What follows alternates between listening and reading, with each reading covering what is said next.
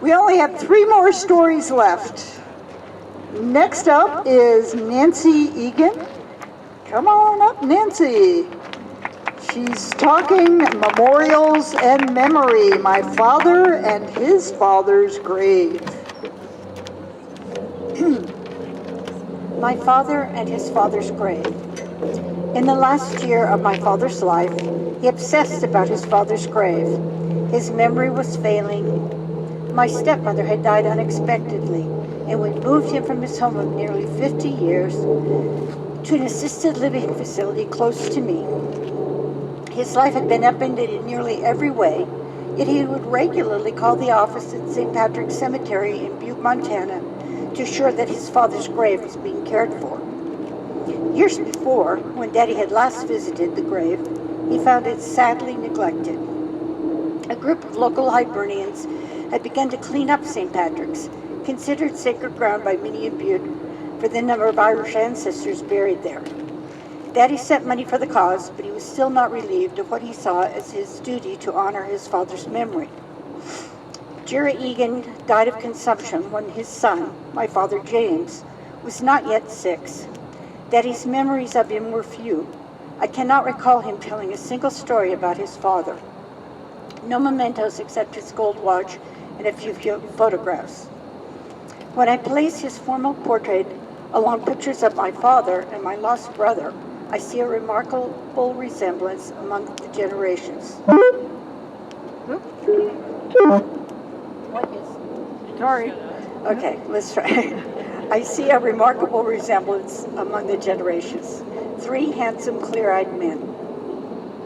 The most enduring relic of the man is his name engraved on the base of a tall, slender obelisk of black quincy granite in St. Patrick's Cemetery, the RELA Memorial. Jeremiah Egan, born 1882, died 1926.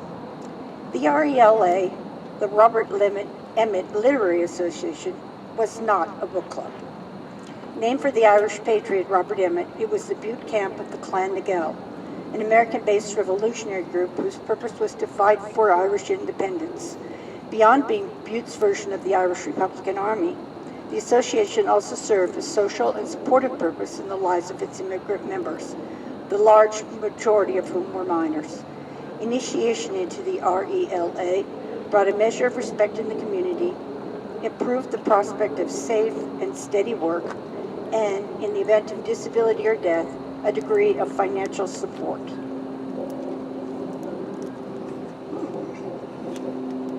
You would think I'd have learned something from watching all the rest of you struggle. What compelled Daddy's continual calls to the cemetery, I don't truly know.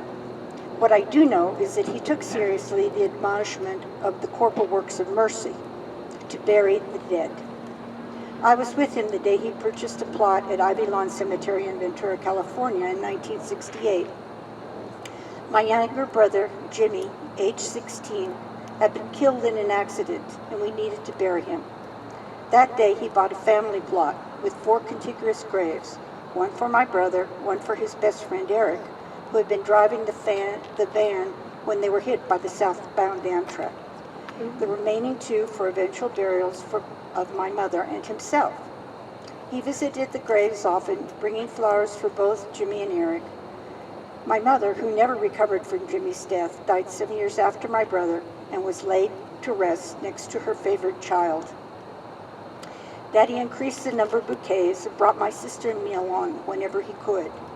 When Daddy's younger and only brother, Eddie, dropped dead of a heart attack several years later, he brought him back from the East Coast and buried him in his place in the plot. My uncle's death was a chilling reminder of how short a time we might have.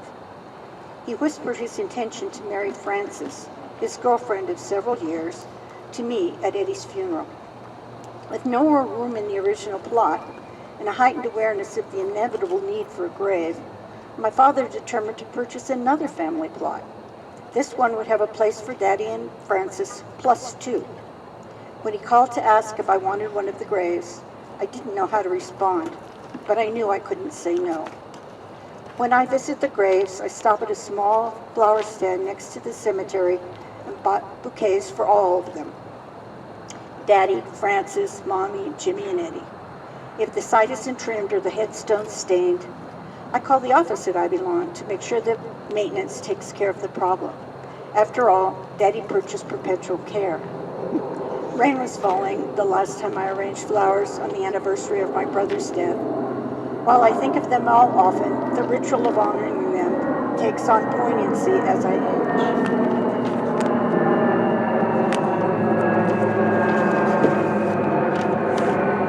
I return to Ivy Lawn again and again, not out of duty. I return to remember, to honor the memory of their lives, and to secure my own place in an enduring human story of love and loss.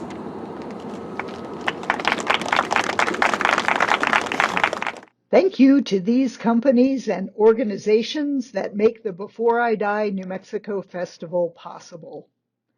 A good goodbye. Gail Rubin puts the fun in funeral planning. Compassion and choices, improving care, expanding options, and empowering everyone to chart their end-of-life journey. Daniel's Family Funerals and Cremations, Fairview Memorial Park, Gabaldon Mortuary, Sandia Memory Gardens, and Vista Verde Memorial Park, all in the Albuquerque area. Estate Pros, offering professional dispersal of personal possessions due to a move, illness, or death. The Final Exit Network, educating about and defending the right to choose at end of life. French Funerals and Cremations and Sunset Memorial Park in Albuquerque. Gathering Us, providing in-person and virtual memorial services and online memorial pages.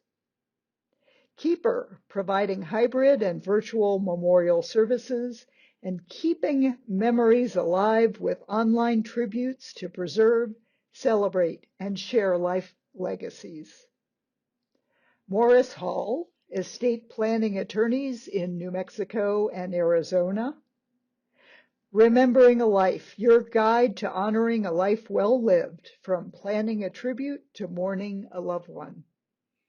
And Retirement Extender, investment management services with a personalized strategy recommendation based on your needs and objectives.